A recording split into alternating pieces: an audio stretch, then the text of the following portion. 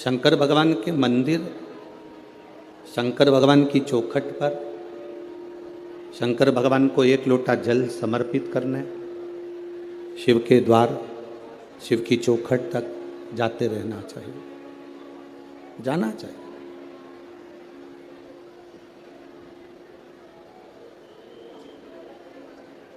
सारे घर द्वार जब छूट जाते हैं, अंत समय में जब हमारा घर परिवार दरवाजा द्वार सब छूट जाता, तब उस समय पर इस शरीर में से प्राण भी छूट जाते हैं, इस शरीर में से प्राण भी निकल जाते हैं। अकेला शरीर, ये बॉडी, ये शरीर पड़ा रहता है। फिर इस शरीर को शंकर के दरवाजे तक लोग लेकर जाते हैं, शिव के द्वार तक लेकर जाते हैं। सबका दरवाजा बंद हो सकता है, सबकी चौखट, सबका द्वार बंद हो सकता है, पर मेरे महादेव का दरवाजा कभी बंद नहीं होता। मेरे शिव का द्वार, मेरे शंकर की चौखट कभी बंद नहीं। जैसे मौत का कोई समय नहीं होता, मृत्यु का कोई समय नहीं होता, शिव महापुराण की कथा कहती है, वैसा ही भगवान शंकर की भक्ति का कोई समय नहीं होता। जब तुम्हारा मन करे तब शंकर की आराधना करो। तेरी कृपा बिना ना हिले एक भी अणु, लेते हैं श्वास तेरी कृपा से तनो तनो। हे गंगाधार मुक्ति द्वार ओंकार तू, भोले ओंकार तू, आयो शरण तिहारी शंभु तार तार तू। बखान क्या करूं मैं राखों के ढेर का, चपटी भगोत में खजाना कुबेर का। शिव कथा कहती है, सबके दरवाजे, सबके द्वार बंद हो सकते हैं, सबकी चौखट बंद हो सकती है, सबका द्वार बंद हो सकता है, पर मेरे महादेव का दरवाज़ा कभी बंद नहीं होता, मेरे शंकर की चौखट कभी बंद नहीं होती, मेरे शिव का द्वार कभी बंद नहीं होता। बैकुंठ में दरवाजा है,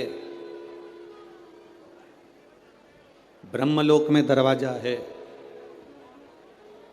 इंद्रलोक में दरवाजा है, पितृलोक में दरवाजा है, पर कभी किसी ने सुना कि कैलाश पर दरवाजा है? कैलाश पर दरवाजा है क्या?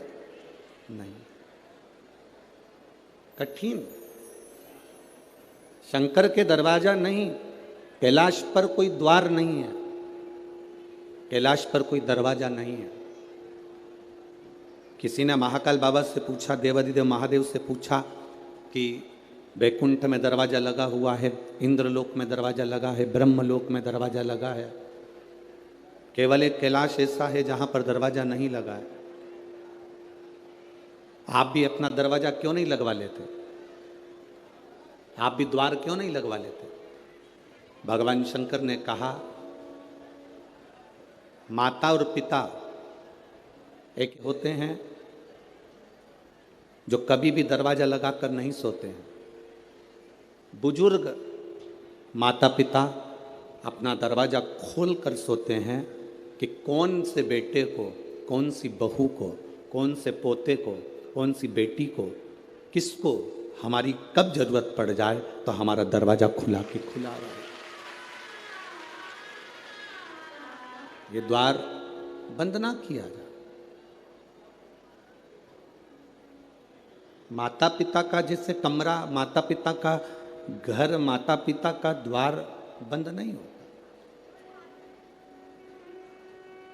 बेटा कैसा भी है, पिता उसको गले से लगाता ही, वो पिता है। एक पिता के दो पुत्र हैं। एक पुत्र ने कहा कि पिताजी मुझे तुम्हारे साथ में नहीं रहना है, मुझे मेरी जायदाद का हिस्सा दे दो। मैं आपके साथ रहना नहीं चाहता, मेरी जायदाद का, मेरी प्रॉपर्टी का हिस्सा दो, मुझे यहां से जाना। पिताजी ने बेटे को समझाया कि जायदाद का हिस्सा लेकर करेगा क्या, बर्बाद हो जाएगा, मत ले हिस्सा। नहीं नहीं, मुझे चाहिए। पिता ने जायदाद का हिस्सा दे दिया। अपनी प्रॉपर्टी के 3 हिस्से करे, एक अपने छोटे बेटे को, एक अपने बड़े बेटे को। एक हिस्सा पिता ने अपने पास में रखा। छोटा बेटा जायदाद का हिस्सा लेकर शहर चले गया।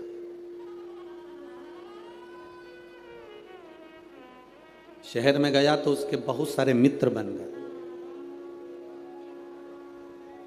बहुत मित्र। धीरे धीरे उस मित्र ने, उन मित्रों ने मित्र का सारा धन हड़प कर उसको कंगाल कर दिया। आखिरी में वो रोने लगा कि मैं जाऊं तो जाऊं कहां, कहां जाऊं मैं। उसने सोचा कि अब तो पिताजी से मैं अपनी प्रॉपर्टी का हिस्सा भी ले आया, पिताजी से मेरी जायदाद का हिस्सा ले आया, मैं कहां जाऊंगा। पर उसने सोचा एक बार पिताजी के पास चलते हैं। 8 साल के बाद बेटे को बाप की याद आई, पिता की याद आई। 8 साल के बाद, और बेटे को याद आई, पिता के पास में गया। पिताजी खेत में काम कर रहे थे, फसल लगा रहे थे। बेटे ने देखा पिताजी फसल लगा रहे हैं। पिता की दृष्टि बेटे पर पड़ गई। पिता दोनों हाथ फैला लिया। बेटा आकर अपने पिता के गले से लग गया। बेटे ने कहा, पिताजी मेरी पूरी प्रॉपर्टी सब समाप्त हो गई, मेरा धन पूरा चले गया, आप मुझे चिल्लाएंगे नहीं।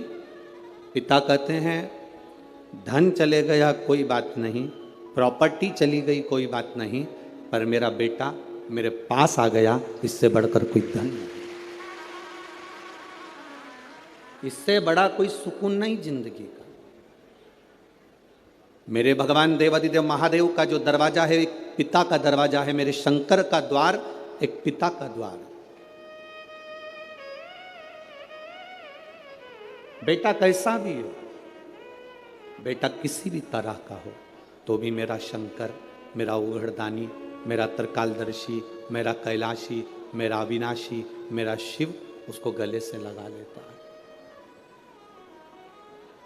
अपने बेटे को वो अपने गले से लगाता है। सारे दरवाजे बंद हो सकते हैं, सारे दरवाजे। जब विपदा की घड़ी आती है, दुख का समय आता है, कष्ट की घड़ी आती है, सब साथ छोड़ देते हैं। कौन किसके साथ गया?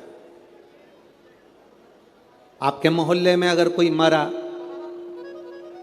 तो उसके साथ कोई दूसरा मरा, अरे बोलो तो जम के। नहीं हो सके नागपुर में फैशन हो, कोई मरा उसके साथ दूसरा मरा, नहीं मरा। कोई जला तो उसके साथ दूसरा जला, नहीं। किसी का अंतिम संस्कार हुआ तो उसके साथ में कोई उसके परिचित ने कह दिया कि मुझे भी साथ में जला दो, नहीं। किसी के साथ कोई नहीं जाता। शमशान क्या है? दक्ष प्रजापति ने भगवान शंकर को श्राप दिया था कि मैं तुझे श्राप देता हूं कि तू शमशान में निवास करेगा। शमशान मेरे शंकर का घर है। वहां व्यक्ति देवादिदेव महादेव के पास में जाता है।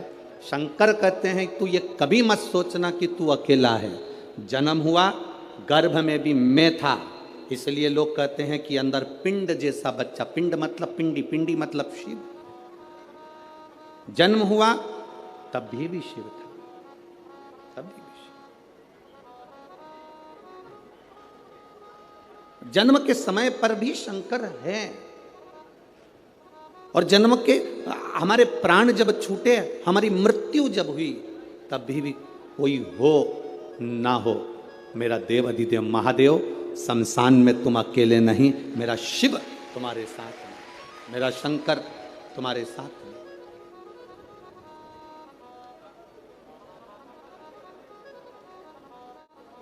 संसार में दो चीजें दो लोगों से नहीं पूछी जाती है।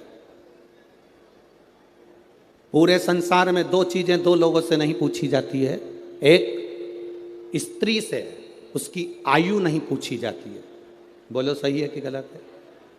संसार में दो चीजें दो लोगों से नहीं पूछी जाती है।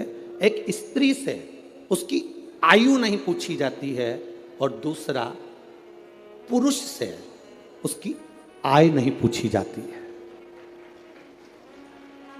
स्त्री से आयु नहीं पूछी, पुरुष से आय नहीं पूछी। क्यों नहीं पूछना चाहिए?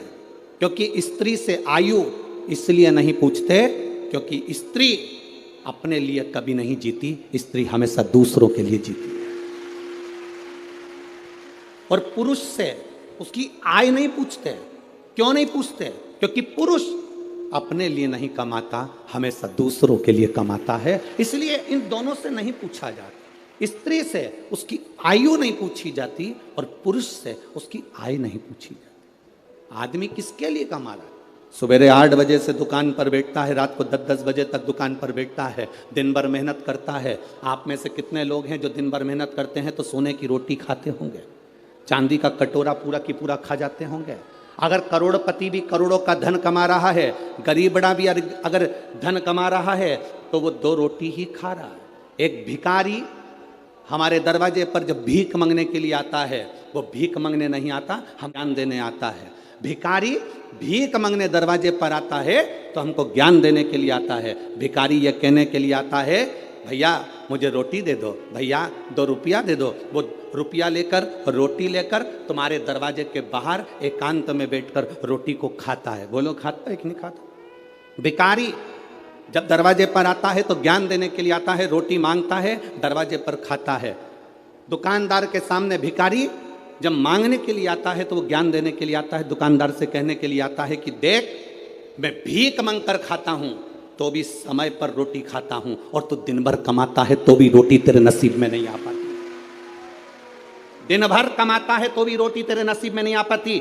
10 बजे का टिफिन तैयार है, पत्नी फोन लगा रही है, सुनो भोजन का टाइम हो गया, 11 बज रही है, 11:30 बज रही है, 12 बज रही है, स्वामी भोजन कर लो, स्वामी आओ भोजन कर लो। पत्नी पति को बुला रही, बच्चे बाप को बुला रहे, पापा समय हो गया अभी तक नहीं आए, भोजन करना है, पापा आओ।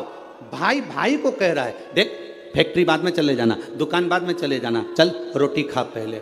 पत्नी रोटी के लिए बुला रही, बच्चे रोटी के लिए बुला रहे, पर अभी बस 2 ग्राहक और कर लूं इसके बाद आता हूं, 2 फाइल और निपटा लूं इसके बाद आता हूं, 2 काम और कर लूं इसके बाद आता हूं। और हम जिस रोटी के लिए कमा रहे हैं, जिस रोटी के लिए मेहनत कर रहे हैं, जिस रोटी के लिए हम 24 घंटे लगे हैं, मालूम पड़ा वो रोटी धीरे धीरे छूटती चली गई। 10 बजे रोटी खाने वाला 12 बजे खा रहा है, 12 बजे 1:30 बजे खा रहा है। फिर बीमारी हो गई शुगर की, बीमारी हो गई बीपी की। कभी डॉक्टर तुम्हारा परिचित हो तो उससे पूछना कि बीपी और शुगर कैसे होते हैं। समय पर जो भोजन नहीं करता उसको बीपी और शुगर की बीमारी होती चली जाती है। समय पर जो अपनी जिंदगी को नहीं जीता उसको बीमारियां बढ़ती चली जाती है।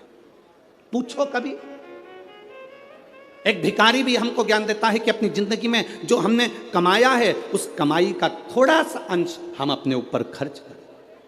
हम कमाई का अंश, इस व्यासपीठ से कभी नहीं कहा आपसे कि आप अपने धन को किसी को दे दो, आप अपने धन को किसी को दान कर दो। हम कभी नहीं कहते इस व्यासपीठ से कि तुम तुम्हारी संपदा उठाकर किसी को दियाना या किसी को दान करी आना। हम इतना जरूर कहते हैं कि तुमने जो कमाया है, तुम जो कमा रहे हो उसको अपने ऊपर खर्च जरूर करना, जिससे लगे कि तुमने मेहनत कर कर कमाया तो अपने ऊपर खर्च किया। खर्च किया तुमने। स्त्री से कभी आयु नहीं पूछी जाती, पुरुष से कभी आय नहीं पूछी जाती, क्योंकि स्त्री कभी अपने लिए जिंदगी नहीं जीती। जीती है तो पहले माँ बाप के लिए, माता पिता ब्याह कर कर भेज देते हैं तो पति के लिए, पति के बाद में जब बच्चे आ जाते हैं तो बच्चों के लिए, फिर जीती है तो अपना पोता पोती नाती पंती के लिए। पूरी जिंदगी स्त्री अपने शरीर को अगर संभाल कर रखती है तो दूसरों के लिए रखती है कि मेरे बच्चे सुखी रह लें, मेरा परिवार सुखी रह ले, मेरा परिवार सुखी रहे, मेरे बच्चे सुखी रहें, मेरा कुटुंब सुखी रहे, मेरे रिश्ते सुखी रहें। स्त्री से आयु पूछी जाती, पुरुष से आयु नहीं पूछी जाती।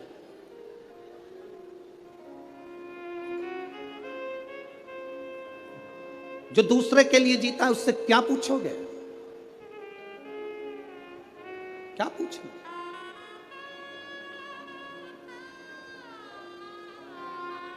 शिव कथा कहती है मेरा भोला बाबा, मेरा शंभू, मेरा त्रिकालदर्शी, कैलाशी, अविनाशी शंकर अमृत नहीं पिए हैं, विष पिया।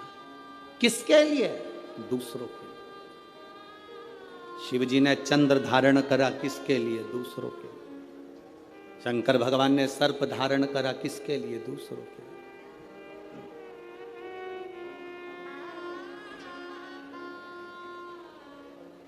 सर्वे भवन्तु सुखी।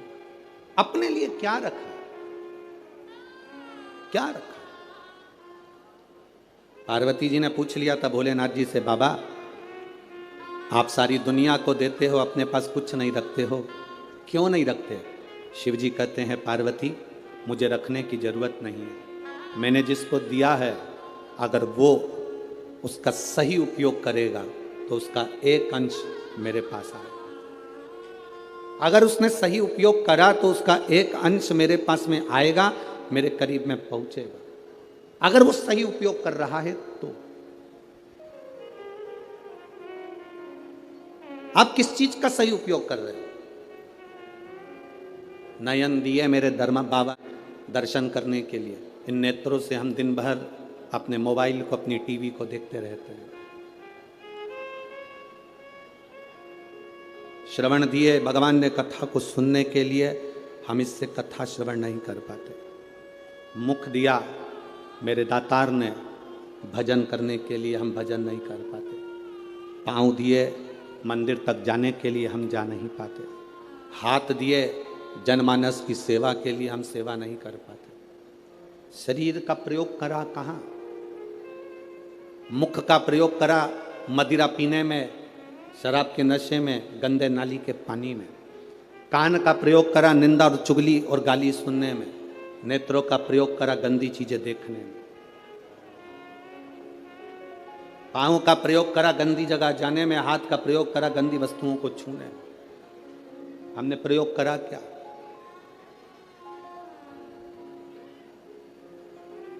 हम ले क्या पाए भगवान शिव से?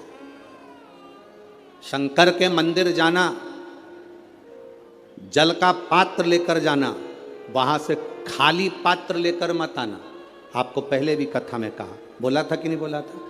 शिव जी पे चढ़े हुए जल को थोड़ा सा झेल कर कलश में डालकर जरूर लेकर आना, उसका आचमन करना, घर में छींटना। शंकर के पास जाना तो कभी खाली वापिस आना।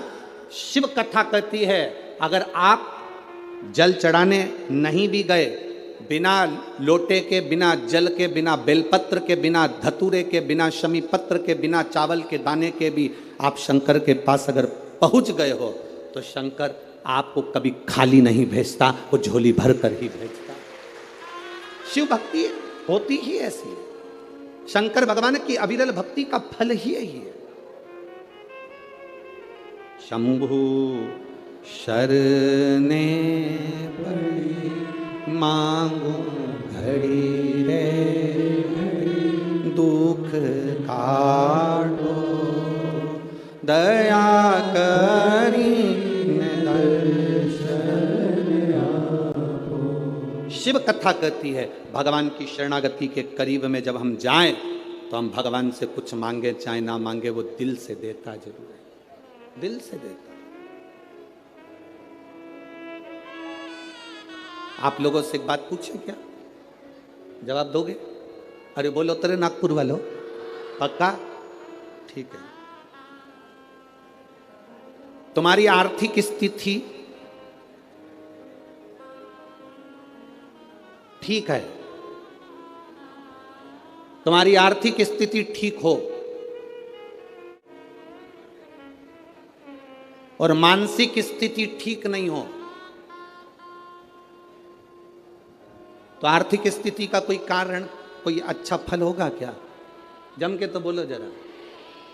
और अगर तुम्हारी आर्थिक स्थिति ठीक नहीं हो, तुम्हारे पास में धन नहीं हो, ज्यादा गाड़ी बंगला नहीं हो, और तुम्हारी मानसिक स्थिति ठीक हो, तो उसका फल होगा कि नहीं होगा? होगा ना, उसका फल। यही नागपुर की कथा, आज चतुर्थ दिवस की कथा प्रत्येक मानव के जीवन में जानना चाहिए।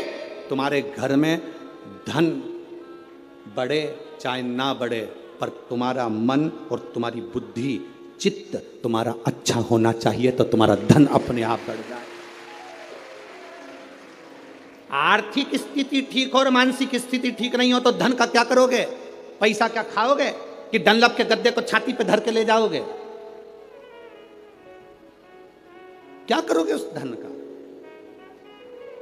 आर्थिक स्थिति से ज्यादा जरूरी है मानसिक स्थिति ठीक होना। मन ठीक नहीं है, दिमाग ठीक नहीं है, बुद्धि ठीक नहीं है, चित्त ठीक नहीं है, तो करोड़ों का धन अलमारी में भरा रहे तो उसका मतलब क्या? मतलब? सारे देवताओं में, 33 कोटि देवी देवताओं में, सारे देवताओं की आर्थिक स्थिति बिल्कुल ठीक है। करोड़ों का धन है, संपदा है, सुख है, वैभव है, सबके पास में वैभव है, सबके पास में धन है। पर मेरे बाबा के पास में आर्थिक स्थिति भी ठीक है और मानसिक स्थिति भी ठीक है। वो दुनिया के मन को अपने कंट्रोल में रखते हैं।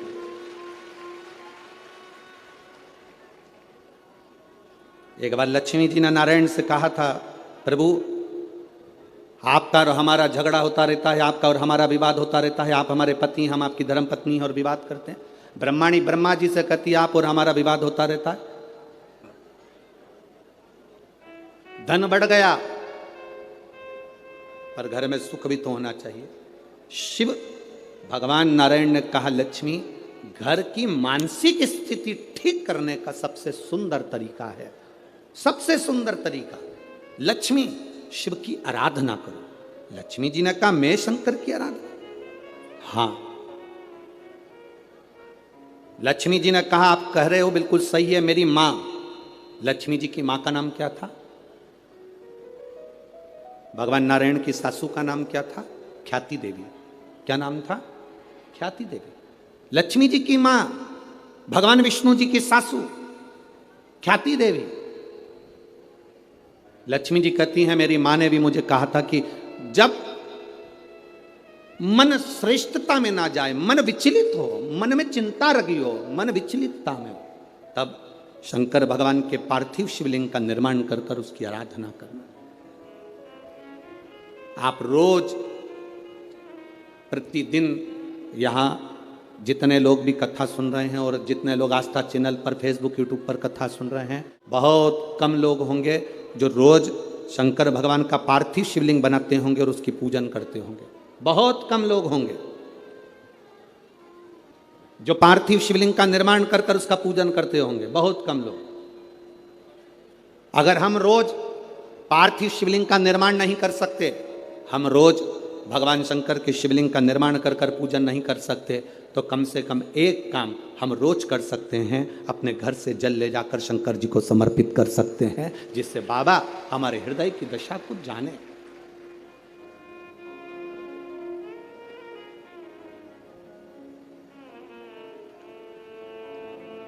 आज का जीवन कैसा हो गया? आज का जीवन है कैसा? जैसे सरकारी स्कूल का टीचर, सरकारी स्कूल में नौकरी करने वाला, सरकारी स्कूल में पढ़ाने वाला टीचर अपने बच्चे को पढ़ाता है प्राइवेट स्कूल में और कामना करता है भोलेनाथ जी से कि मेरे बेटे की नौकरी सरकारी स्कूल में लग जाए। जरा विचार करना, सरकारी स्कूल का टीचर अपने बच्चे को पढ़ाता है प्राइवेट स्कूल में और नौकरी लगवाना चाहता है, बोलो जम के बोलो जरा, सरकारी स्कूल में।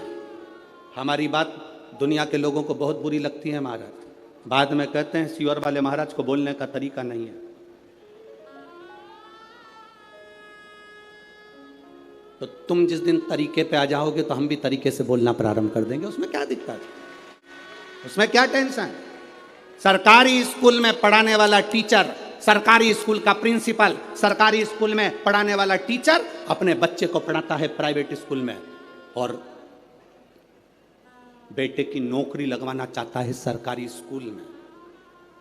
कारण उसको स्कूल की पढ़ाई का अंदाजा है, उसको स्कूल की कमाई का भी अंदाजा है, इसलिए वो नौकरी सरकारी चाहता है। अगर तू अपने बेटे को सरकारी नौकरी चाहता है तो अपने बेटे को सरकारी स्कूल में पढ़ाना भी चाहिए, पढ़ाना भी चाहिए। जब तुम अपने बच्चे को सरकारी स्कूल में पढ़ाओगे तो तुम्हें मालूम पड़ेगा कि हमें किस तरह से बच्चे को पढ़ाना है, हमें कितना ज्ञान देना है, कितनी प्रबलता देना है, कितनी विद्वत्ता देना है। एक साइंटिस्ट पहले अपने साइंटिस्ट बनने वाला पहले धीरे धीरे धीरे धीरे प्रैक्टिकल कर करके तब जाकर साइंटिस्ट बनता है। आप भी जब अपने ऊपर अमल करोगे तब मालूम पड़ेगा कि जिंदगी की दौड़ में हमें कितने आगे निकलना है, कितने पीछे हम जा रहे हैं।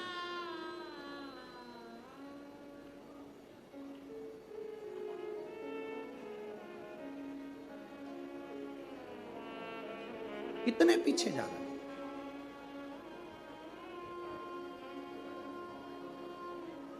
कितना विचित्र संसार हो गया, जरा विचार करिएगा। वो तो अब शिव महापुराण की कथा होती है तो ये लाखों की भीड़ अब जुटने लगी, अब आने लगी।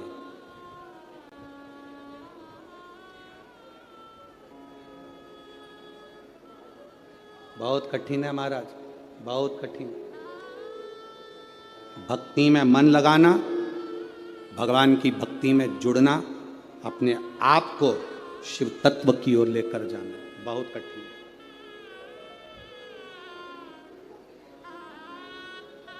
अपने भीतर से शंकर की ओर जाना। आप में से कई माताएं बैठी हैं जो बात बात में कह देती घुटने काम नहीं कर रहे। अरे बोलो तो नहीं, सही है कि गलत है जीजियों? है नागपुर की जीजियों, सही है। माता कहती है घुटने काम नहीं कर रहा है, कोई के मेरा हाथ काम नहीं कर रहा, कोई के मेरा कमर काम नहीं कर रही। आज तक एक भी ऐसी नहीं मिली जो कह दे मेरा दिल काम नहीं कर रहा, मेरा मन काम नहीं कर रहा। दिल काम कर रहा है तभी तो लगी रहती है।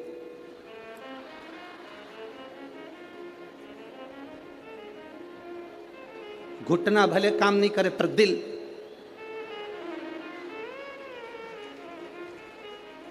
काम कर रहा। आज तक नहीं मिली एक, जितने मिले सब ऐसे ही मिले। घुटना काम नहीं कर रहा, हाथ काम नहीं कर रहा, सिर काम नहीं कर रहा, पीठ काम नहीं कर रही। आज तक नहीं बोला कि मेरा दिल काम नहीं कर रहा। जब तक मैं कथा नहीं सुनती मेरा दिल नहीं लगता, ये मन नहीं लगता, ये चित्त नहीं लगता, ये काम ही नहीं करता।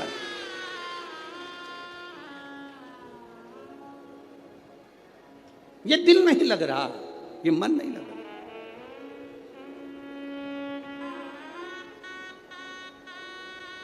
कैसे?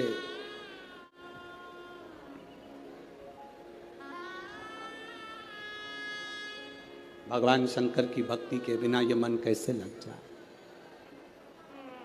कैसे? अरे खानो नहीं भावे मने, पीनो नहीं भावे, दौड़ दौड़ मन सत्संग जा। और मैं तो शिव की दीवानी ऐसी हो गई रे, सपनों में आवे मारे डमरू वाला। मेरे स्वप्न में मेरा डमरू वाला मुझे दिख रहा। जब दिल बिना कथा के नहीं रहता, कथा नहीं भी होती है तो लोगों को कानों में भी ऐसा लगता है कि सियोर वाला महाराज कहीं कथा बाच रहा है। किसी किसी को होता है जिसकी कानों में कथा सुनने की आदत हो जाती है, जब टीवी पर भी नहीं आती तो कथा लगती। आपके साथ भी हुआ होगा, कभी किसी गली में से निकल रहे होगे तो आपको लगा होगा ऐसा लग रहा है कथा चल रही है। जिसको ऐसा लगे कि मुझे ऐसा लग रहा है कि कथा चल रही है, गली में से निकल कर जा रहे हो, आवाज आ गई, ट्रेन में सफर कर रहे हो, बस में सफर कर रहे हो, तुम्हें आवाज आ गई, तुम्हें ऐसा लगे कि कथा चल रही है, समझ लेना तुम्हारा दिल भोलेनाथ से लग गया। अब मानता नहीं है, ये चित्त लगता ही नहीं, शिव में समाहित हो। बोल बम का नारा है, शिव में हमारा चित्त लग गया, शंकर में हमारा मन लग गया, ये हृदय लग गया और उसी से लगना। वो कहे सताओ ना हमें लोगों, हमें दिल की बीमारी है, सताओ ना हमें लोगों, हमें दिल की बीमारी है। हमारा वेद दुनिया में वो डमरू धारी है। ये बीमारी का इलाज करने वाला केवल एक है, वो शिव।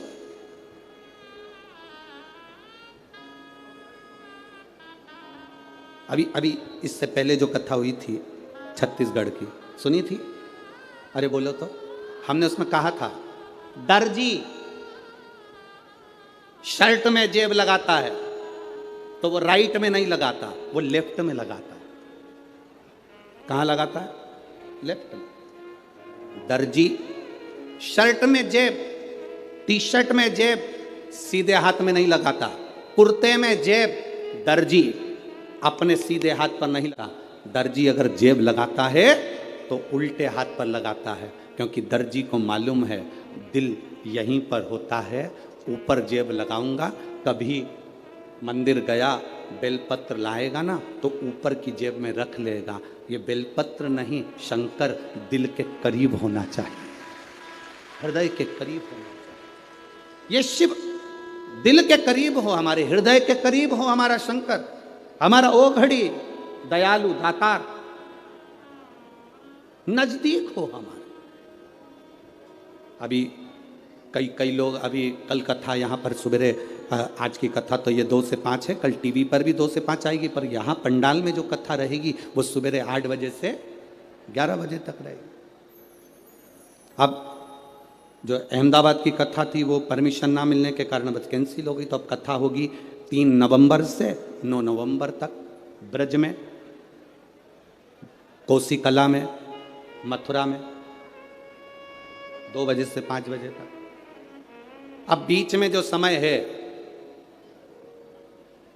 तो कई माताओं ने विचार करा अच्छा हुआ हमारी कथा अच्छी थी तो हमारा मन नहीं लगता था काम में, अब बीच में जो समय मिल गया हम इसमें सफाई कर लेंगे, अब दिवाली की सफाई कर। अब बीच में जो समय मिला है सफाई करने का मिला। बस आपसे निवेदन है, जैसे घर की सफाई करोगे तो लक्ष्मी आएगी, दिल की सफाई रखना तो महादेव जल्दी से प्रवेश करेगा।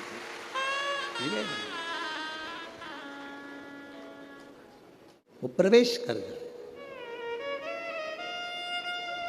रीझता है वो। जैसे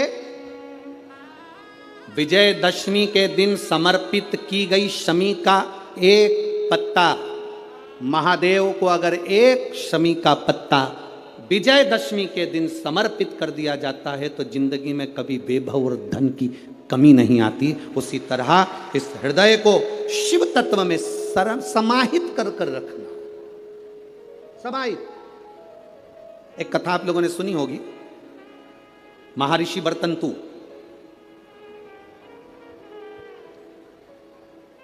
महर्षि वर्तंतु जिनके शिष्य थे कोत्स,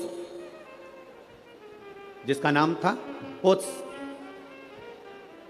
महर्षि वर्तंतु के शिष्य कोत्स बड़े आज्ञाकारी थे कोत्स, और वर्तंतु जो कह देते थे, महर्षि वर्तंतु जो बोलते थे वो कोत्स वो सुनता था। महर्षि वर्तंतु का एक काम बड़ा प्रबल था, वो कोत्स से हमेशा कहते थे कि पार्थिव लिंग का निर्माण करो, मैं पूजन करने आ रहा हूं। पार्थिव लिंग का निर्माण करो, मैं पूजन करने। ये वर्तंतु ऋषि, महर्षि वर्तंतु कोष्ठ से कह देते। अब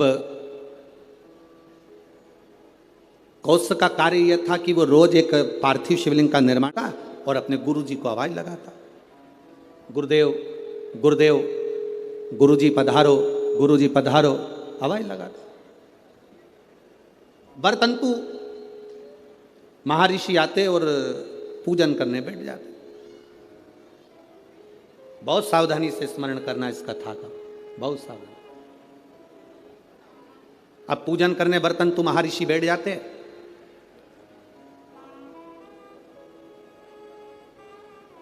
एक बार कोत्स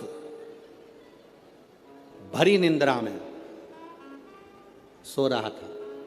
उसने स्वप्न में क्या देखा कि कोई काले काले से भयंकर दंत वाले आश्रम में प्रवेश कर रहे। अब भयंकर दंत वाले आश्रम में प्रवेश कर। आप जरा विचार करिएगा, ऋषि के आश्रम में, संत के दरवाजे पर, गुरु के दरवाजे पर कोई भयंकर जीव तो आ ही नहीं सकता, क्योंकि गुरु इतना भजन करा होता है कि सन्यासी, गुरु, संत, साधु, सन्यासी, तपस्वी, साधक, उपासक इतना तप करे होते हैं कि ये यम के दूत उनके पास पहुंचते नहीं। पर आज कोत्स ने क्या देखा कि भयंकर मुद्रा वाले, भयंकर दंत वाले, भयंकर विकराल रूप धारे हुए कुछ गण, यम के कुछ गण, यमदूत ये अंदर आ गए। तो कोत्स क्या कर रहा है, उन यमदूतों से पूछ रहा है, तुम कौन हो, कहां आए हो? कहा वरतंतु के पास में आए। क्यों? बस वरतंतु के पास में हम पहुंचे, उनको ले। ओ क्यों? उनको लेने के लिए तो बैकुंठ से पार्षद आना थे, उनको लेने के लिए तो बैकुंठ से विमान आना था, तो तुम उनको लेने कैसे पहुंच गए? उन्होंने तो शंकर की आराधना करी है, उन्होंने तो शिव की आराधना करी है। यमदूतों ने बड़ी सुंदर बात कही, वो आपकी भी बुद्धि में बैठना चाहिए। यहां जितने लोग कथा सुन रहे हैं और जितने आस्था चैनल पर, फेसबुक पे सुन रहे हैं, आपकी बुद्धि में कोत्स की और बरतंतु की ये चरित्र आपके जीवन में उतरना चाहिए। इन्होंने तो शंकर की आराधना करी है, शिव की भक्ति करी है। यमदूत कहते हैं हम इनको शंकर के दरवाजे तक लेकर जाएंगे, आधा समय ये शिव के द्वार पर रहेंगे और आधा समय हमारे साथ में रहेंगे। कारण क्यों? कहा ऋषिवर, गुरुवर जब पूजन करने बैठते थे तो आधा कार्य वो अपने शिष्य से करवा लेते थे। बेटा फूल लेके आना, बेटा आसन बिछाना, बेटा ये सामान लेकर आना, बेटा वो सामान लेकर आना। एक स्त्री, एक पुरुष स्वयं, आप अगर ठाकुर जी से सेवा करने बैठे हो, भगवान से लाड लड़ाने बैठे हो, भगवान की पूजन करने बैठे हो, भगवान की आराधना करने बैठे हो, तो अपनी पूजन की थाली स्वयं लगाइए। पशुपति व्रत करने वाली माताएं ध्यान रखेंगी इस बात के लिए। पशुपति व्रत की नियम, पशुपति व्रत करने वाली माताओं का नियम क्या है? कई माता कहती है हमने 2 बार व्रत कर लिया, भगवान हमारी नहीं सुना, हमने ये कर लिया, भगवान हमारी नहीं सुना। आप आए नहीं, सुबह हो गई, मेरी पूजा की थाली धरी रह गई। क्यों? उसका कारण क्या था? मतलब मेरी पूजा में कोई ना कोई कमी निश्चित। आपने पशुपति व्रत करा, भगवान क्यों ना सुने? क्यों नहीं सुने? कारण क्या है? थाली पूजन की लगा रहे हो, देवरानी का व्रत है, जेठानी सामान निकाल के दे रही है, देवरानी का व्रत है, जेठानी आटा सेक रही है सीरा बनाने के लिए, हलवा बनाने के लिए, जेठानी का व्रत है, देवरानी दूध में उकाल कर खीर बना रही है। व्रत तुम्हारा, साधना तुम्हारी, मांग तुम रहे हो। शिव महापुराण की कथा कहती है हिचकी चली, क्या बोलते हैं, हिचकी की डुचकी है, हिचकी। अब तुमको चल रही हिचकी, तुम अपनी पड़ोसन से, जेठानी से कह दे मेरे बत्तल का हिचकी ले हिचकी लेगी जेठानी? सिर तुम्हारा दुख रहा, गोली निकाल के जेठानी को दे दो, खा ले, वो पूछे क्यों? मेरा सिर दुख रहा है। हो सकता है? जम के बोलो। छींक तुम्हें आ रही, छींक तुम्हें आ रही और तुम अपनी देवरानी से कहो छींक छींक जल्दी छींक, हो सकता है? नहीं। छींक तुम्हारी है, तुमको छींकना पड़ेगी। खांसी तुम्हारी है, तुम्हें खांसना पड़ेगा। शरीर में कष्ट तुम्हारे है, दवाई तुम्हें खाना पड़ेगी। उसी तरह व्रत तुम्हारा है, तैयारी तुम्हें करना पड़ेगी। गलती हम करते हैं। पशुपति व्रत का व्रत मैंने करा, मम्मी से कह के चली गई, मम्मी मेरा पशुपति व्रत है, मैंने शादी के लिए करूंगी या बच्चों के लिए करूंगी या इसके लिए करूंगी या उसके लिए करूंगी। मम्मी ने पूरी थाली लगा के दे दी, मेरी बेटी व्रत कर रही है। मेरी बेटी, मम्मी ने पूरी थाली लगा के दे दी, प्रसाद बना के दे दिया। बेटी ने 3 बार पशुपति व्रत कर लिया और काम नहीं हुआ। बेटी बाद में कहे कि हमने भी व्रत करा था, हुआ नहीं। उस कारण को समझना। क्या तूने तैयारी करी? तू तो केवल एक सिर की उतार रही है कि महाराज बोला है तो व्रत करना है तो मेरा काम हो जाएगा। पर विचार कर, थाली लगाती तो तेरे अंदर भाव जागता कि मैं महादेव की पूजन की तैयारी कर रही हूँ। चावल रख रही हूँ, बेलपत्र रख रही हूँ, पुष्प रख रही हूँ, एक एक चीज में महादेव जुड़ता तेरे दिल से। मैं महादेव के लिए हलवा बना रही हूँ, मैं महादेव के लिए सीरा बना रही हूँ, मैं महादेव के लिए खीर बना रही हूँ, मैं महादेव के लिए ये कर रही हूँ। हर शब्द में तेरा महादेव जुड़ता। तो पशुपति व्रत का पुण्य भी 2 व्रत होते और तीसरे में प्राप्त हो जाता। ये नियम है शिव महापुराण। एक पत्र आया है, देखिए। एक तो पत्र इतने सारे भेज दिए।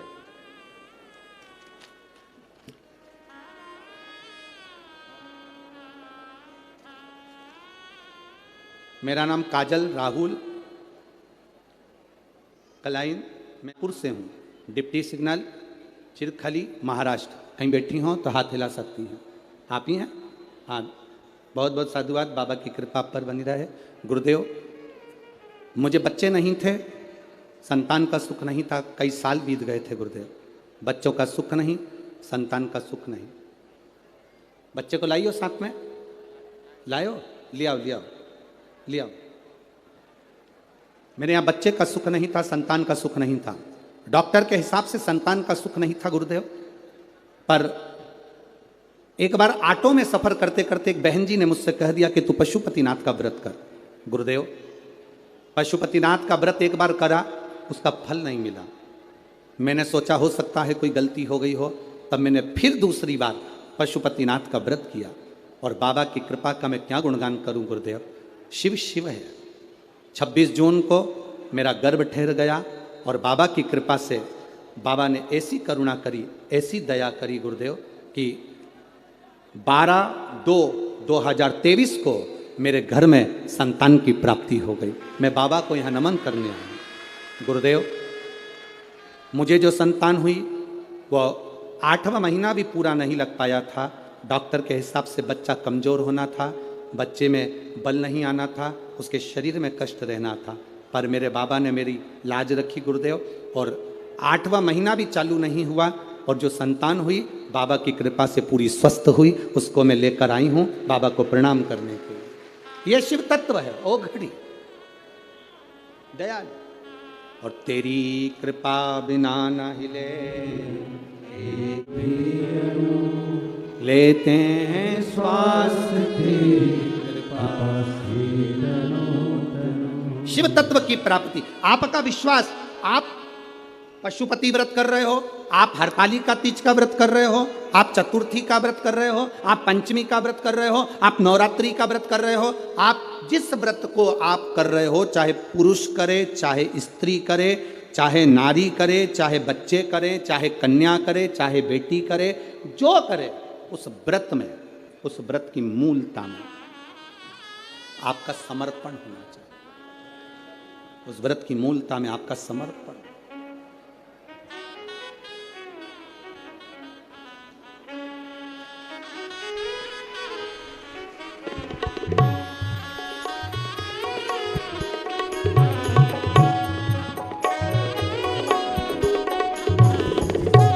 जोरदार ताली बजाना।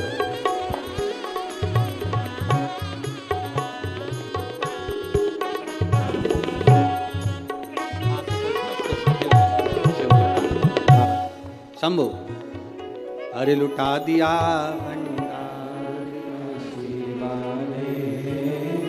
कर दिया माला शिव तत्व की प्राप्ति। हम जिस व्रत को कर रहे हैं, हम जिस आराधना को कर रहे हैं, हम जिस तप को कर रहे हैं, हम जिस साधना को कर रहे हैं, उसमें हमारा बल होना चाहिए, हमारा विश्वास होना चाहिए, हमारी दृढ़ता होना चाहिए।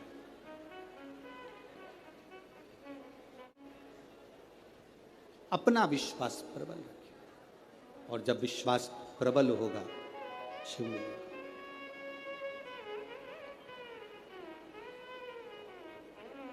शिव प्राप्त होंगे, ये निश्चित है, क्योंकि शंकर बड़े दयालु हैं, बड़े दयालु हैं।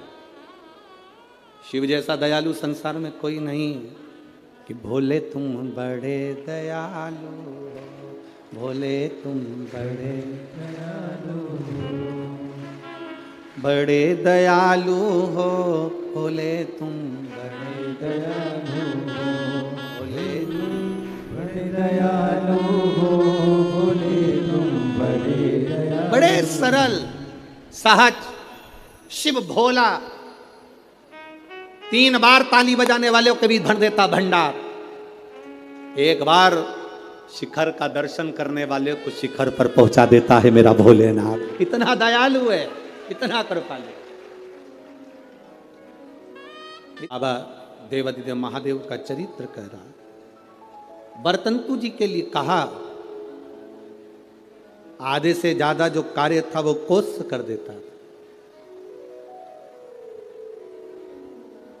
आज कोस की परीक्षा करने के लिए, कोस की परीक्षा लेने के लिए, जब पूरी विद्या अध्ययन हो गया, पूरी पढ़ाई हो गई, सारा विद्या अध्ययन का कार्य हो गया, तब कोस की परीक्षा लेने के लिए बरतंतु जी ने,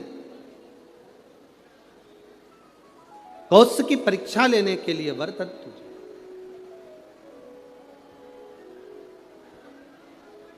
एक बात अपने शिष्य कोस के सामने कही। कोस, तुमने मुझसे विद्या अध्ययन करी है, अब देखिए शंकर का पार्थिव शिवलिंग बनाकर गुरु को दे देना और गुरु उसकी पूजन करना, उसका फल देखिए कितना विचित्र, उसका फल कितना विचित्र होगा। कोस, तुमने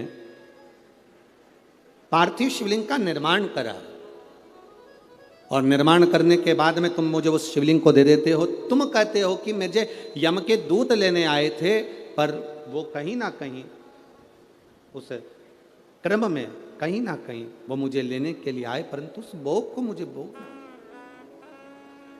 शिव तत्व को भी जाना है और यमलोक को भी जाना। कोस, अब मैं आपसे इतना सा कहना चाहूं, बरतंतु ने कहा, कोस तुमने मुझसे विद्या अध्ययन करी है, आज विद्या अध्ययन के फल स्वरूप मेरी जो दक्षिणा बनती है वो मुझे दीजिए। गुरुवर क्या दूं मैं आपको, बोलिए। शिव कृपा देखिएगा कितनी प्रबल होती है। केवल पार्थिव शिवलिंग का निर्माण कर देना, पूजन कोई करे, कर रहा है अपने क्षेत्र में, अपनी कॉलोनी में, अपनी सोसाइटी में, अपने एरिया में कहीं शंकर का मंदिर बन रहा है, शंकर का शिवालय बन रहा है, बन सके आप उसमें सहयोग प्रदान करना, नहीं बन सके तो किसी की टांग मत खींचना कि ये मंदिर क्यों बन रहा है, ये शिवालय का निर्माण क्यों कर रहे हो, शिवालय क्यों बनवा रहे हो। केवल शंकर भगवान के पार्थिव लिंग का निर्माण करने वाले उस कोस पर शिव कृपा कैसी होती है, वो कथा यहां वर्णन कर रहे। बरतंतु जी ने कहा, बरतंतु का, अब बरतंतु ने कहा, कोस, ए कोस, मैंने जो तुमको विद्या अध्ययन कराया उसकी दक्षिणा। कोस ने कहा, गुरुवर ये पूरा जीवन आपके लिए है, ये पूरी जिंदगी आपके लिए, आप बताइए दे सकता हूं, क्या प्रदान करूं मैं, आप बोलिए। कोस, तूने मुझसे विद्या अध्ययन करी है, 14 करोड़ सोने की मुद्रा मेरी विद्या अध्ययन जो तूने करी उसके फल स्वरूप तुझे देना पड़ेगा। कितनी करोड़? 14 करोड़।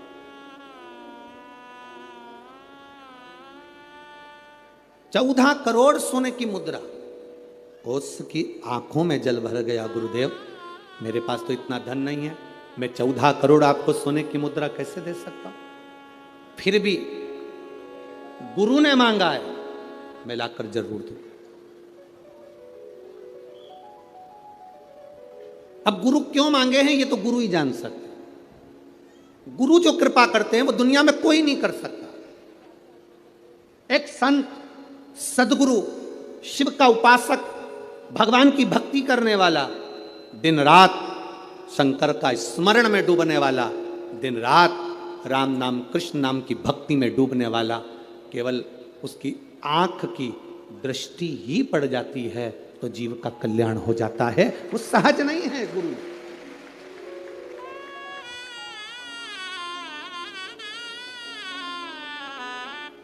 एक गुरु पूर्णिमा पर एक भजन हम हमेशा स्मरण में लेकर आते हैं। ऐसी प्रेम भिक्षा रे गुरु ने मंगाई, ऐसी प्रेम भिक्षा रे गुरु ने मंगाई, गुरु ने मंगाई, सतगुरु ने मंगाई, गुरु ने मंगाई, सतगुरु ने मंगाई। ये गुरु क्या कृपा करता है ये किसी को नहीं मालूम पड़ता। एक चेला, उसकी बहन की शादी, गुरुजी से करा, गुरुजी मेरी बहन की शादी में जाऊं? जा। गुरुजी मेरी बहन की शादी है। गुरुजी ने कहा जा। गुरुजी मेरी बहन की शादी है। गुरुजी ने कहा जा। अब चेला जाने लगा तो गुरुजी ने कहा देख वो सामने एक झोले में अनार रखे हैं, ले जा। चेले को इतना गुस्सा आया, करोड़ों का धन गुरुजी के पास, क्या छाती पे बांध के मरेगा? इतना बड़ा मठ, इतना बड़ा मंदिर, इतनी प्रॉपर्टी, सारी दुकानें, सब कुछ। गुरुजी ने कहा वो अनार रखे हैं झोले में, ले जा। ठीक है। चेला कुछ नहीं बोला, अनार लेकर चले गए। रास्ते में जाते जाते चेला जंगल में पहुंचा। वहां के नगर का जो राजा था वो बीमार पड़ गया। नगर के राजा बीमार पड़ा तो उसको जो दवाई देना थी वो अनार के रस में देना थी। पूरे मार्केट में देखा तो अनार नहीं मिला, वृक्षों पर अनार नहीं मिला। सैनिक ढूंढते ढूंढते जंगल में पहुंच गए, इसके झोले में अनार मिला। इसने इनसे अनार मांगे, उसने कहा नहीं ये मेरे गुरुजी ने दिया है बहन की शादी के लिए, मैं नहीं दे सकता। जबरदस्ती अनार लिए, उसको बंदी बनाकर राजा के महल में ले गए। राजा को दवाई दी, राजा ठीक हो गए। राजा ने कहा अनार कहाँ से आए? ये लड़का है ना, ये बालक, इसके पास से। बेटा तुम्हारे पास अनार कहाँ से आए? मेरे गुरुजी ने दिए थे, मेरी बहन की शादी में जा रहा हूँ, मेरे गुरु ने दिया। बेटा अनार तो हमने खा लिया, अब एक काम करो, तुम्हारे अनार से मेरे प्राण बचे, तुम चिंता मत करो। राजा ने अपने मंत्रियों को बुलाकर कहा कि इसकी बहन की शादी एक राज कन्या की शादी जैसी होना चाहिए, राजकुमारी की शादी जैसा होना चाहिए, जाओ करो। राजकुमारी की जो शादी होती है इसकी बहन की शादी वैसी होना चाहिए। राज सिठाट से बहन की शादी करी जाए। अंबार, पीतांबर, रतन, माणिक, मोती, सोना, चांदी, हीरा, पन्ना सब लगाया गया, सब प्रदान किया। गुरु कभी भी लोगों को लगता है गुरु जी के पास इतना है तो गुरु जी हमको क्यों नहीं दे रहे? गुरु नहीं देगा। भिखारी को देकर भिखारी मत बनाओ, देकर किसी को कमजोर मत बनाओ। किसी को देकर कमजोर मत बनाओ। इसीलिए तो भारत की भूमि पर आत्मनिर्भर भारत बनने जा रहा है कि स्वयं आत्मनिर्भर बनिए। कमजोर नहीं, अपने आप में वो बल होना चाहिए, अपने आप में वो बल हो आपके।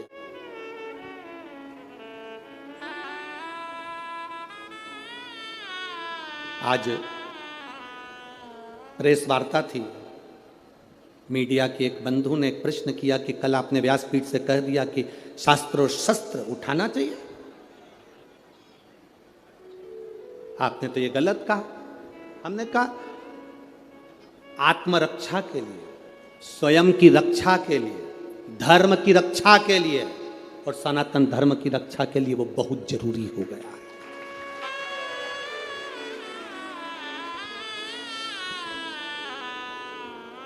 वो कहने लगे आप व्यासपीठ से ऐसी बात कहते हो। हम कहते हैं ये व्यासपीठ नहीं है, ये शिव की पीठ है।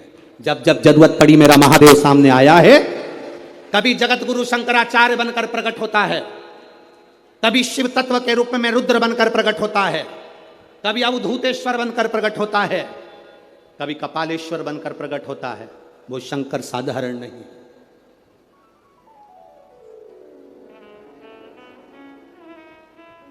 शास्त्र की जरूरत जहां शास्त्र की है वहां शास्त्र की हो, जहां शस्त्र की हो वहां शस्त्र की। क्यों ना दे? आप अपनी भक्ति के बल को तो बढ़ाओ। गुरु अपने हाथ से अपनी झोली में से धन निकालकर 50,000, 1 लाख, 2 लाख, 5,000, 2,000 गुरु कभी नहीं देगा। गुरु आपको अगर धन दे देगा तो फिर किसी काम का नहीं।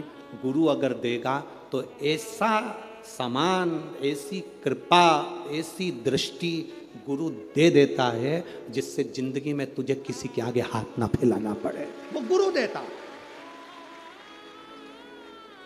किसी के आगे हाथ ना फैलाना पड़े, वो गुरु कहता है। आज तक इस व्यासपीठ से आपको कभी भभूति दी? अरे बोलो जम के। कोई बेल दी, कोई नारियल दिया, कोई सामान दिया? नहीं। इस व्यासपीठ से केवल एक बात कही कि शंकर के मंदिर जाना, 1 लोटा जल चढ़ाना, उसके दरवाजे जाते रहोगे वो तुमको छोड़ेगा नहीं और तुम्हारी जिंदगी को सार्थक कर देगा। बिना भभूति, बिना बेल, बिना नारियल के भी ये दुनिया के पत्र ये भरे पड़े हुए हैं और इससे दुगने ये नीचे रख, उससे दुगने ये बिना भभूति के और बिना पत्र, बिना नारियल के और बिना बेल, ये पत्र जिसमें केवल और केवल तुम्हारा भरोसा और तुम्हारा विश्वास और उसके सिवाय कुछ भी नहीं।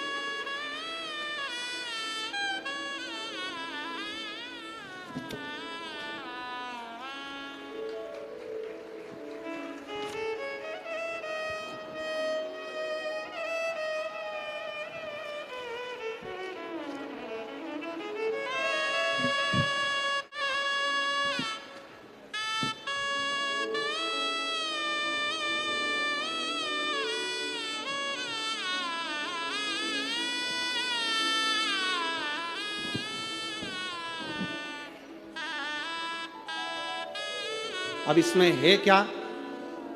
जिसके मन में संशय हो यहाँ से पूरे पत्र उठाकर ले जाओ, पूरी सभा में बांट दो। इस कथा के मंडप में इसमें मोबाइल नंबर भी है, इसमें एड्रेस भी है और उसका नाम भी है जिसको मेरे बाबा ने बिना भभूति, बिना बेलो, बिना नारियल के प्रदान कर दिया। सब भरा है, मोबाइल नंबर, एड्रेस सब मिलेगा। जाओ पूछो क्या दिया महादेव ने, सारी समस्या का हल 1 लोटा जल। शिव क्या प्रदान करे? शंकर क्या दिए हैं ये शिव जाने। शंकर क्या प्रदान करे ये शंकर जाने। अरे खाली न जाता कोई दर से तुम्हारे, खाली न जाता कोई दर से तुम्हारे। अरे मैं भी खड़ा हूँ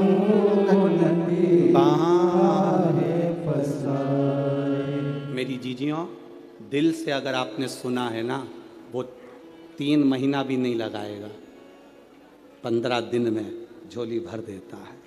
अगर दिल से सुनी है शिव महापुराण की कथा, केवल छल कपट और हृदय में कहीं बेर भाव कर कपट रखकर अगर सुनी है तो उसका प्रमाण भी वो दे देता है।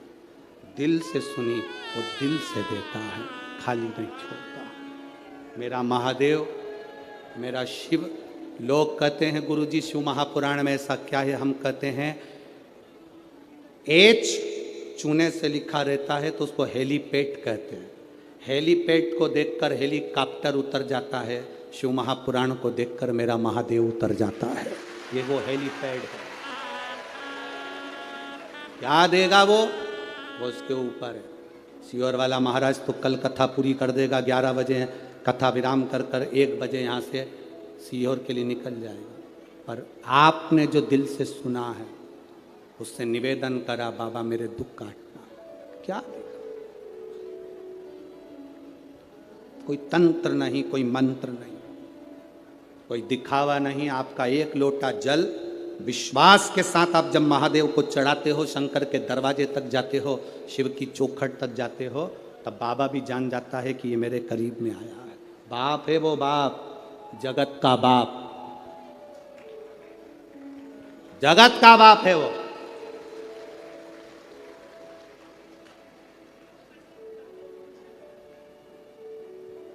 और बाप बाप रहता है, उसको देव नहीं कहते, क्या कहते हैं? महादेव कहते हैं। देवों का भी देव महादेव है वो। 64 योगनिया, 33 कोटि देवता उसके सामने नृत्य करते हैं। उसको नहीं फर्क पड़ता। केवल इन नेत्रों से जिसने पहचान लिया, पहचान लिया। गुरु क्या देगा? गुरु केवल दृष्टि। क्या करता है गुरु? माला जपता रहेगा, दृष्टि देता रहेगा। केवल माला जपेगा और दृष्टि देगा। वो दृष्टि मूल है। वो क्या है दृष्टि में, वो जानता है।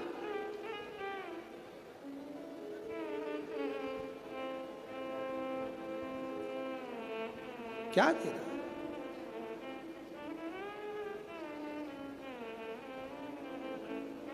दुकानों पर लिखा रहता है आप कैमरे की निगाह में हो।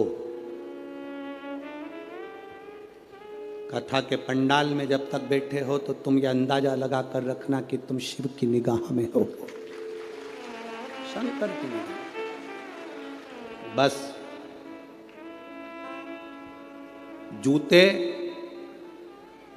कपड़े, जान पहचान वाले आपको अगर कष्ट दे रहे हैं, कौन कौन? जम के बोलो जरा।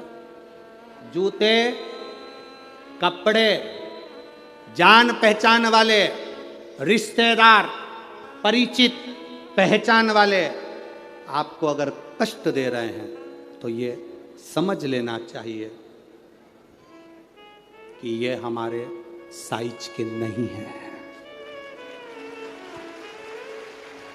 ये हमारे साइज के नहीं है। कष्ट दे तो पहचान जाओ कि ये मेरी साइज का नहीं है। कपड़ा कष्ट दे तो समझ जाना कि ये मेरी साइज का नहीं है। और रिश्तेदार कष्ट दें तो समझ जाना कि ये तुम्हारी साइज के नहीं है।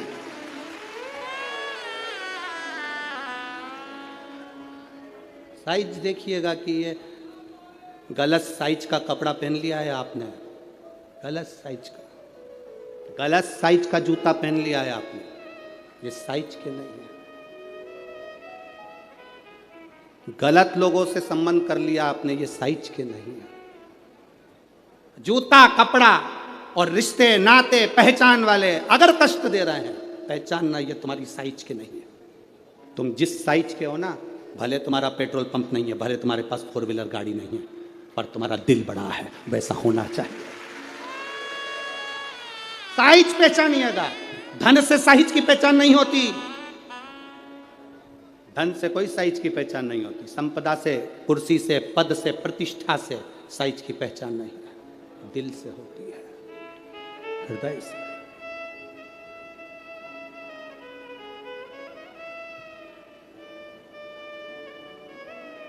महाराज बर्तंतु कोष से कहे मुझे 14 करोड़ सोने की मुद्रा चाहिए। गुरु परीक्षा लेता है। गुरु परीक्षा की घड़ी में ऐसा सामने आता है कि परीक्षा लेने के लिए तत्पर।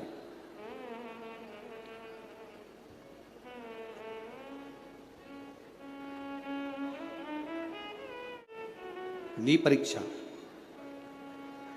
14 करोड़ सोने की मुद्रा, कौश गया तुरंत राजा रघु के पास में। राजा रघु से कहा, महाराज 14 करोड़ सोने की मुद्रा मेरे गुरु जी को देना है, मैं ब्राह्मण का बालक हूं, आप दे दो।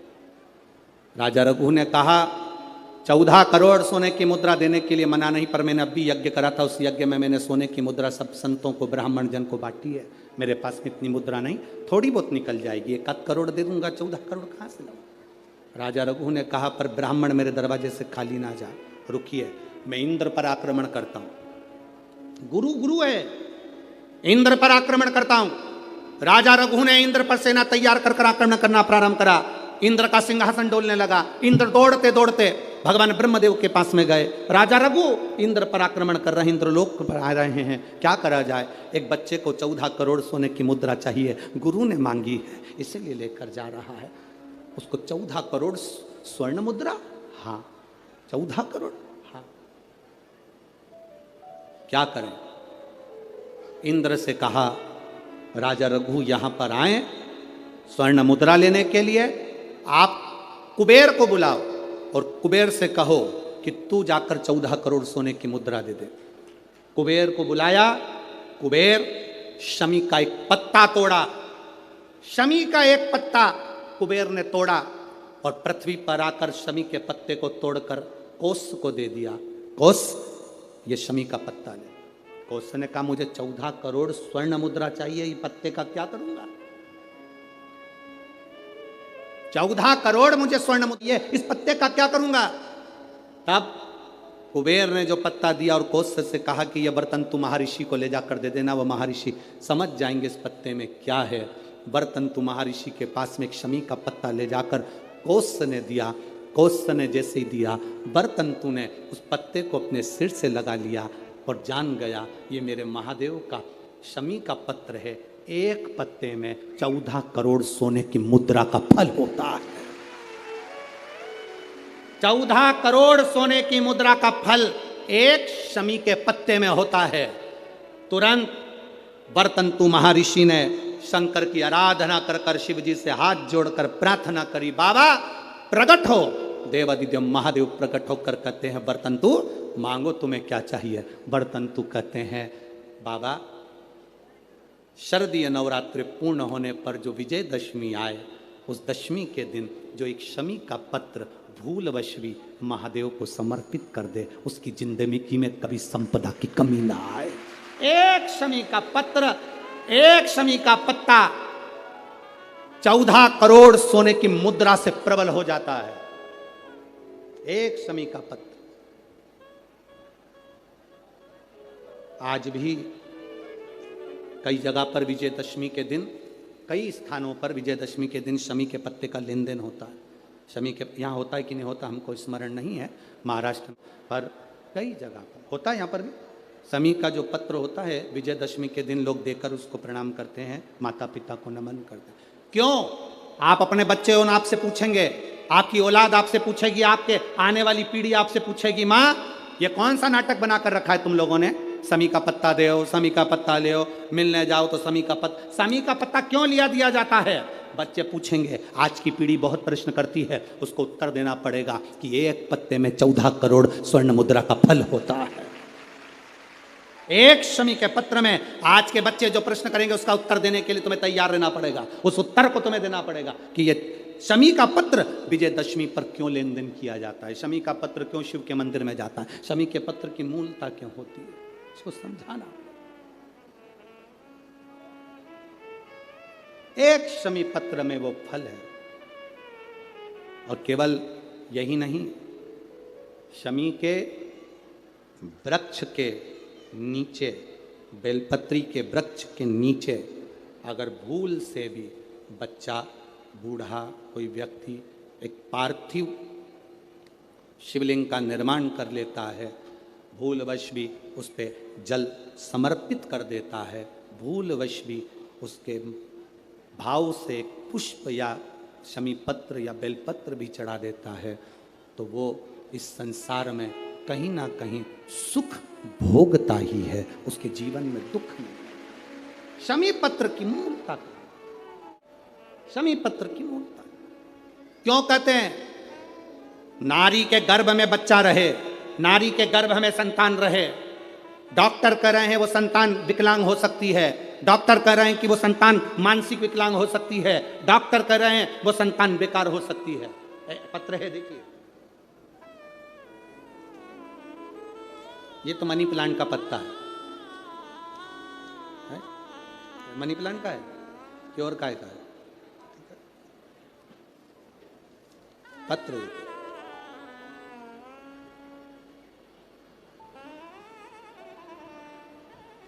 मेरा नाम निशा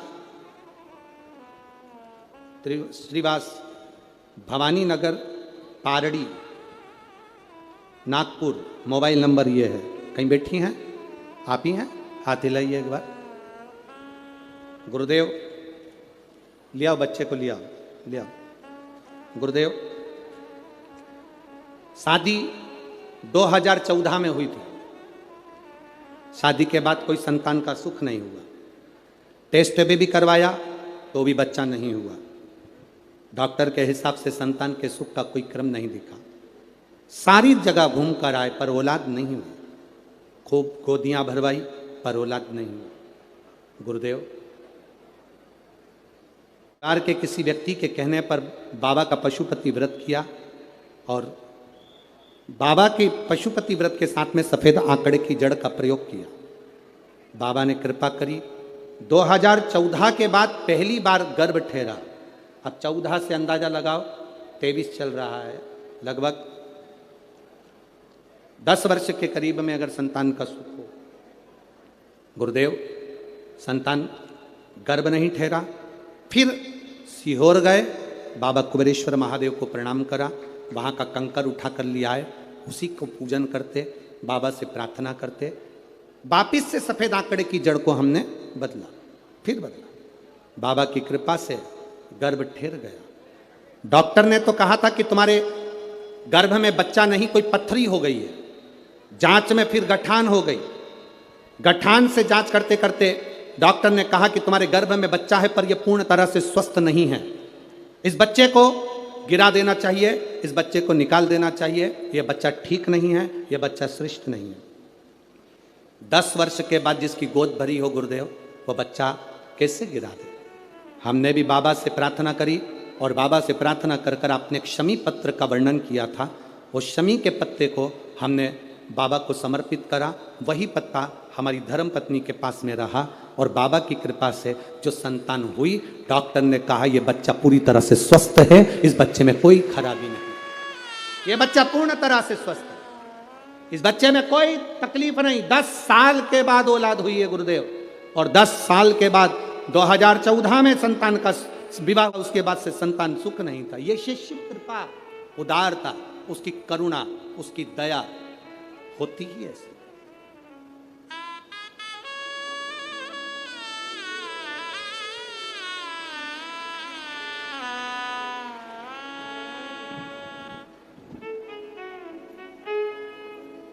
हम देख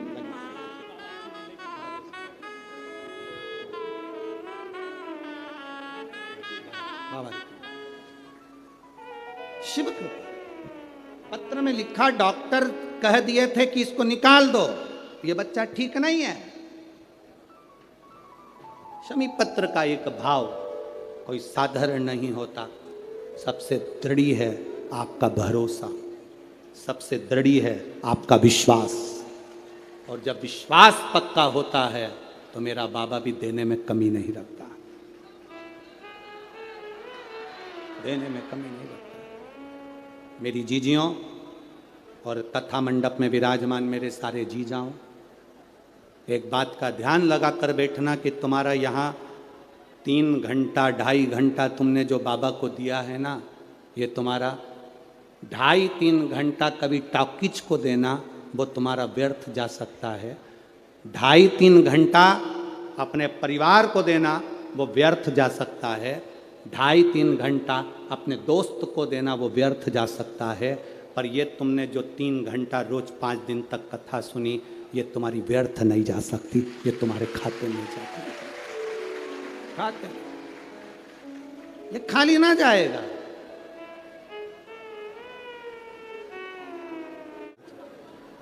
वर्तंतु ने एक शमी पत्र से जीवन का एक आनंद बता दिया। आप भी प्रयास करो, विजयदशमी के दिन एक शमी पत्र बाबा देवादिदेव महादेव को समर्पित करो। भगवान शंकर को शमी पत्र, बेलपत्र सुख देने वाले। जैसे तारकासुर को मारने के लिए भगवान षडानंद कार्तिकेय प्रकट होते हैं, गंगा जी के जल से 6 रूप बालक प्रकट, कृतिकाओं ने उसका पालन पोषण किया, 6 को 1 कर दिया, उसका नाम कार्तिकेय होगा। कार्तिकेय बाबा ने तारकासुर का संहार किया, तारकासुर को मारा। एक बात बहुत अच्छे से अपने अंदर उतार कर रखिएगा,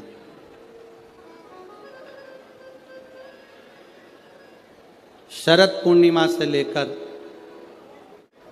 कार्तिक की जो पूर्णिमा है, उस बीच में कार्तिक महीने की जब शिवरात्रि आए या प्रदोष व्रत आए, थोड़ा ध्यान देना। ये उन लोगों के लिए है जो 1 रुपये कमाते हैं, सवाया खर्च होता है, घर में जिनके संपदा जुड़ती नहीं, बीमारियों में पैसा ज़्यादा जाता हो, या कहीं ना कहीं तकलीफें अपनी ज़िंदगी में आती है, उसके लिए शिव आराधना कार्तिक महीने की थोड़ा ध्यान से श्रवण करें। वैसे तो कार्तिक महीने में जो 3 नवंबर से 9 नवंबर तक ब्रज की भूमि में कोसी कला में जो शिव महापुराण की कथा है 2 बजे से 5 बजे तक, उसमें हम वर्णन करेंगे ही गोपेश्वर गोपी शिव महापुराण की कथा में। फिर भी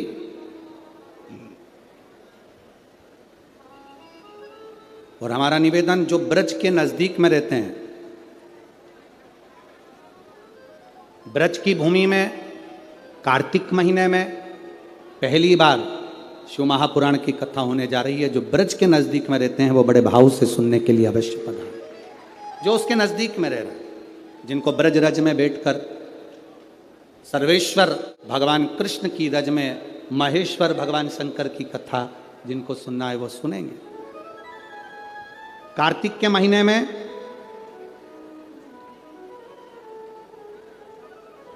पूर्णिमा से पूर्णिमा के बीच में जो सोमवार पड़े, प्रदोष पड़े, शिवरात्रि पड़े, प्रयास करना। अगर बहुत कष्ट की जिंदगी चल रही हो तो शिवरात्रि, प्रदोष और जितने सोमवार पड़ रहे हो कार्तिक में 4-5 जो सोमवार पड़े, उसमें एक बेलपत्र अशोक सुंदरी वाली जगह पर और शमी पत्र देवादिदेव महादेव के ऊपर, ये 2 जगह पर अवश्य चढ़ा। 1 महीने में जितने सोमवार पड़ जाएं और प्रदोष पड़े और मासिक शिवरात्रि पड़े, उसमें अवश्य चढ़ा। बेलपत्र कहाँ चढ़ाना है? जम के बोलो जरा। अशोक सुंदरी की जगह पर। और शमी पत्र कहाँ चढ़ाना है? देवादिदेव महादेव के ऊपर। एक बार चढ़ाकर देखो, आपके जीवन का जो आनंद है, जो अपने हृदय की कामनाएं हैं, अपने हृदय के भाव हैं, कार्तिक का जो महीना है भगवान षडानंद कार्तिकेय जी के लिए मूल है। इस षडानंद कार्तिकेय जी ने जब तारकासुर का संहार किया था, तारकासुर को जब मार दिया था, तो 33 कोटि देवताओं ने षडानंद कार्तिकेय जी वर प्रदान किया।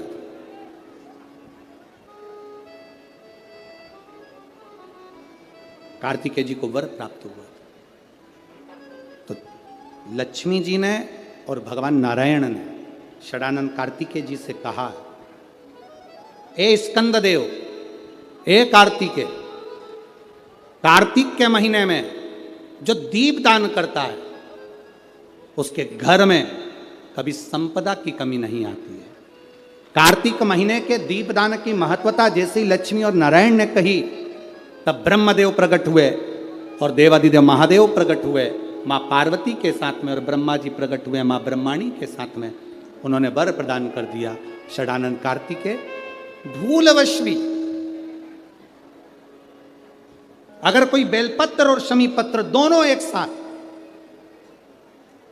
आपकी बहन अशोक सुंदरी और आपके पिता देवादिदेव महादेव को शमी पत्र जो समर्पित कर देगा, षडानंद कार्तिकेय इस कार्तिक के महीने में देवादिदेव महादेव कहते हैं उसके यहाँ कुबेर का भंडार शिव भर देते हैं। एक शमी पत्र, फिर समझिएगा, ये जो बेलपत्र है ये आप समर्पित करेंगे अशोक सुंदरी वाली जगह पर। कहाँ समर्पित करेंगे? अशोक सुंदरी की जगह पर। और शमी पत्र आप समर्पित करेंगे देवादिदेव महादेव के ऊपर। बस इसमें एक चीज का स्मरण अपने को करना है, जब अपन अशोक सुंदरी की जगह पर बेलपत्र चढ़ाएंगे तो ये डंडी का जो मुख है ये महादेव के जो खाली स्थान है, खाली वाली जगह, उसे ओर होगा। शमी पत्र की जो डंडी का मुख है इसी की ओर, जिस ओर तुमने बेलपत्र चढ़ाया है उसी ओर शमी पत्र की भी डंडी का मुख उसी ओर होगा। जहां पर आप बेलपत्र की डंडी का मुख रख रहे हैं उसी ओर शमी पत्र की डंडी का भी मुख उसी ओर होगा। तो देवादिदेव महादेव, भगवान शंकर, माँ जगत जननी जगदम्बा, श्री ब्रह्मदेव, ब्रह्माणी षडानंद कार्तिकेय को वर प्रदान कर दे। समय आता है, आगे वर्णन आया, तारकासुर के 3 पुत्र हैं, तारकाक्ष, विदुम्माली, कमलाक्ष। और ये तीनों पुत्र हैं, ये बड़े विकराल, बड़े प्रबल। इनको मालूम पड़ा कि हमारे पिताजी शांत हो गए तो पिता के शांत होने का इनने बदला नहीं लिया। इन्होंने भगवान ब्रह्मा जी की तपस्या करी, तप कर कर ब्रह्मा जी से वर मांगा, वर दीजिए। ब्रह्मदेव ने कहा क्या वर चाहिए? हमारे प्राण ना छूटे। ब्रह्मा जी ने कहा यह हो नहीं सकता कि तुम्हारे प्राण नहीं छूटेंगे, मरना तो पड़ेगा, प्राण तो छूटेंगे, तो हमें वर दो। हम तीनों मरे तो एक साथ मरे। 3 पुरियों का निर्माण कर दीजिए जिन पुरियों में हम निवास करें। 3 पुरियों का निर्माण करा, तीनों में जाकर तारकाक्ष, विदुम्माली, कमलाक्ष की तीनों निवास करें। तीनों ने निवास किया। जब तीनों निवास करने लगे, सोने की पुरी, तांबे की पुरी, लोहे की पुरी। पुरी का मतलब होता है क्षेत्र जिसके अंतर्गत वो रह रहा है। तीनों ने सुंदर सुंदर महल का निर्माण किया, तीनों ने। और सुंदर महल का निर्माण कर कर तीनों जब रहने लगे, हाहाकार मच गया। तीनों ने विचार कर लिया कि अपन तीनों कभी नहीं मिलेंगे एक जगह पर, कभी एकत्रित नहीं होंगे। यह हमको सीखने की बात है। शिव महापुराण की कथा बहुत कुछ सिखाती है हमको। जब भी तीर्थ करने जाओ, पूरा घर का व्यक्ति एक साथ मत जाओ, ये शिव पुराण सिखाती है। किसी नदी में स्नान करने जाओ, घर का पूरा व्यक्ति एक साथ मत जाओ। घर में किसी का न किसी का रहना जरूरी है। ये शिव पुराण सिखाती है हमको। षडानंद कार्तिकेय चले गए। तारकासुर के तीनों बेटों ने उपद्रव मचाया। जो उपद्रव मचाया, देवताओं ने भगवान शिव से प्रार्थना करी। भगवान शंकर ने जाकर 3 पुरियों को भस्म कर दिया। 3 पुरियों को जैसे ही भस्म करा, शंकर जी का नाम त्रिपुरारी हो गया। भगवान शंकर जब त्रिपुरारी बन गए, आगे वर्णन आया, शंकर जी से प्रार्थना करी, बाबा इन तीनों का संहार करिए। देवादिदेव महादेव ने देव से कहा कि तुम सब पशु बन जाओ और मैं तुम्हारा पति बन जाता हूं। भगवान एक बड़े नंदी का रूप धारण कर लिया और भगवान शिव ने एक बड़े नंदी का रूप धारण कर कर देवताओं से कहा तुम पशु बनो। देवता पशु बनकर भागने लगे, भगवान शंकर पीछे पीछे उनके भागने लगे। देवताओं से भगवान शंकर ने कहा, पशु बनकर जाना, तीनों पुरियों में प्रवेश कर जाना, तीनों पुरियों के राजाओं को एक जगह इकट्ठा कर लेना, मैं उनका संहार कर दूंगा। तीनों पुरियों के राजा एक जगह एकत्रित हो गए। शंकर भगवान बड़े नंदी का रूप लेकर उनको मारने के लिए सींग से पछाड़ने लगे। जैसे तारकाक्ष विदुम्माली को पछाड़ा, नीचे से कमलाक्ष की निकल गया, उसने फरसा उठाकर शंकर भगवान का सिर काट दिया। बड़े नंदी का रूप देवादिदेव महादेव लिए थे। जैसे ही पशु भगवान पशुपति बनकर जो गए थे, उनका जो सिर कटा वो नेपाल में जाकर गिर गया, धड़ केदार में जाकर गिर गया, तो केदारेश्वर हो गए, और शीश गिरा नेपाल में तो पशुपति नाथ, भगवान शिव पशुपति नाथ। शंकर जी ने देखा कि ऐसे मरने वाले नहीं हैं। शिव जी अपने असली स्वरूप में आ गए। हाथ में त्रिशूल लेकर देवादिदेव महादेव ने तारकाक्ष विदुम्माली को मारा। पीछे से कमलाक्ष फिर आया। शंकर भगवान ने उसी त्रिशूल के पीछे के नोक से कमलाक्षकी को मार दिया। तीनों के प्राण छूट गए। देवताओं ने पुष्पों की वृष्टि कर दी। चारों तरफ की अनुभूति हो गई। बोल पशुपतिनाथ भगवान की, हर हर महादेव। बोल बम का नारा है, सारी समस्या का हल,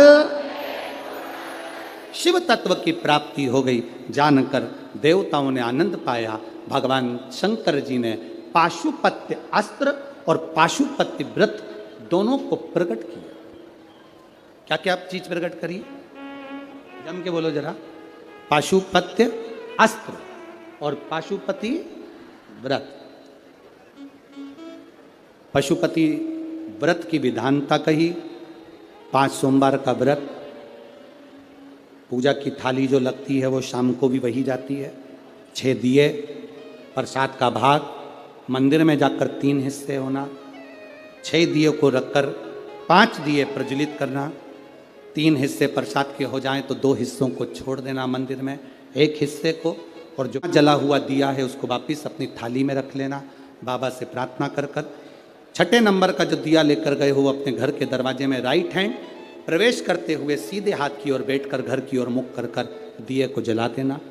ऐसे भोजन करते समय सबसे पहले बाबा का जो प्रसाद लाए हो उसे खा लेना। ऐसे 5 व्रत होते हैं। 5वें व्रत में जब पूरा व्रत होए तब श्रीफल भेंट और कुछ भी 108 दाने चावल के हों, फूल हो, पंखड़ी हो, पत्ती हो, बाबा को समर्पित। बाबा से प्रार्थना, बाबा मैंने आपके पशुपति व्रत करे हैं, स्वीकार करना बाबा। पशुपति व्रत के चलते चलते 5 व्रत के अंदर अगर कभी जिंदगी में अपने क्षेत्र में शिव महापुराण की कथा 200-300 किलोमीटर दूर भी हो रही हो तो एक बार सुनकर जरूर आना। बाबा आपके मन की मुराद को पूर्ण जरूर कर देगा। आप में से भी कई माताओं के पशुपति व्रत होंगे, हैं, कईयों के होंगे, और उस बीच में आपको ये 5 दिन की शिव महापुराण की कथा में 1 दिन की भी अगर कथा मिली है तो समझना कि बाबा की कृपा आप पर हुई है। ये शिव तत्व। 5 पशुपति व्रत का महत्व। गणेश जी महाराज का विवाह रिद्धि सिद्धि के साथ हो रहा है।